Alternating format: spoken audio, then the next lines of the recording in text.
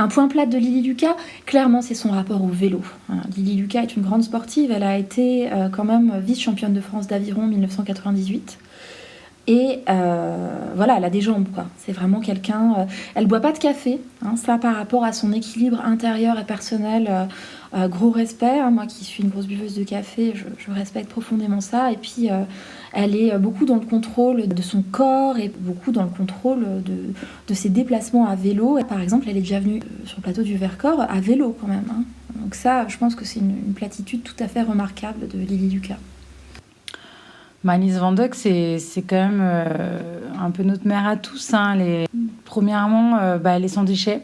Donc ça, j'en connais pas beaucoup. Des gens capables de mettre du houmous dans des pots en verre, même s'ils doivent le trimballer toute la journée. Voilà. Fini les bouteilles en plastique. Sans déchets, zéro déchet. Alors bon, c'est un peu culpabilisant des fois quand on aime bien boire sa boisson avec une paille, par exemple. Enfin, voilà.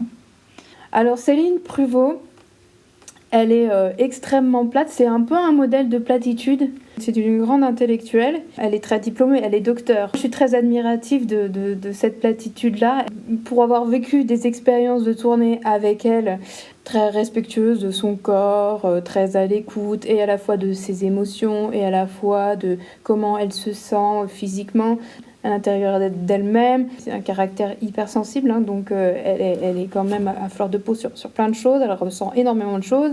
Donc là, on est sur une forme de platitude assez exemplaire quand même.